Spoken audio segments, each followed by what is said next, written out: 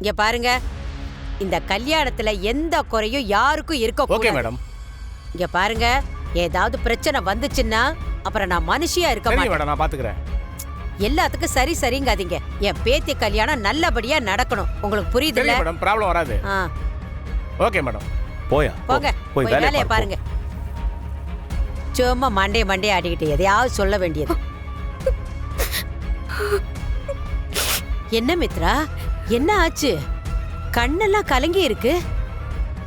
கல்யாண பொண்ணு எதுக்குமா இப்படி இருக்க?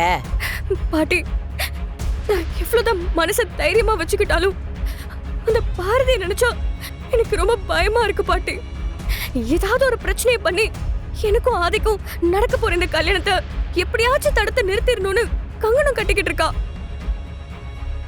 இதெல்லாம் தெரிஞ்சும் எப்படி பாட்டி என்னால நிம்மதியா இருக்க முடியும்?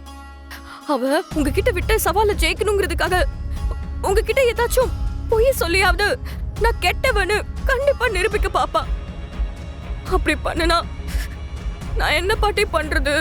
மித்ரா, என்ன நீ எதுக்கு சின்ன குழந்தை மாதிரி அழுதுட்டு இருக்க? உன் மேல எந்த களங்கமும் யாரும் சொல்ல முடியாது. எனக்கு எல்லாம் தெரியும்.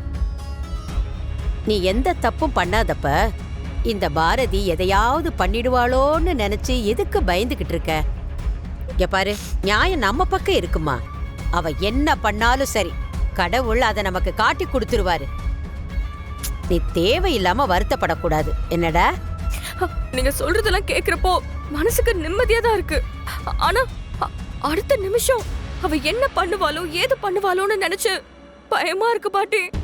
இது என் வாழ்க்கை சம்பந்தப்பட்ட விஷயம் பாட்டி. ஏற்கனவே நின்னு போன கல்யாணம் இந்த தடவையும் நின்னு போச்சுன்னா அது என்னால தாங்கிக்கவே முடியாது பாட்டி. ஐயோ கடவுளே, மித்ரா, நீ என் பேத்திமா. எவ்வளோ ஒருத்தி வந்து உன் வாழ்க்கைய சூறையாடுறத பாத்துக்கிட்டு இந்த பாட்டி சும்மா இருப்பேன்னு நினைக்கிறியா? உன்னை பத்தி எனக்கு தெரியாதா? யாரு என்ன சொன்னாலும் நான் நம்புறதா இல்ல. மித்ரா, என்ன நீ சும்மா வருத்தப்பட்டுக்கிட்டே இருக்க? நீங்க சொன்ன மாதிரி ஆதியோட மனசுல நான் எந்த கலங்கமும் இல்லாத ஒரு நல்ல மனைவியா அவர் கூட என் வாழ்க்கையை வாழணும்னு ஆசைப்படுறேன். ஒருவேளை அந்த பாரதி ஆதிக்கிட்ட இல்லாததையும் பொல்லாததையும் சொல்லி அவரோட மனச எங்க மாத்திருவாளோன்னு எனக்கு ரொம்ப பதட்டமா இருக்கு. ஷோ, அப்படியெல்லாம் நடக்காதுமா. ஷோ இல்ல பாட்டி, உங்களுக்கு புரியல. பாரதி என்ன சொன்னாலும் அது உண்மையாதான் இருக்கும்னு ஆதி நம்புறாரு. இந்த விஷயத்திலயும் அப்படி நடந்துருச்சுன்னா நான் என்ன பண்ணுவேன் பாட்டி?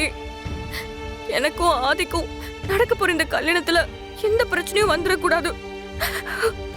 அது நீங்க ஒருத்தர் நினைச்சாதான் நடக்கும் பாட்டி. உன் கல்யாணம் நடக்கணும்னா நான் எதை வேணாலும் பண்ணுவேன். சரி, என்ன விஷயம் சொல்லு, நான் பண்றேன்.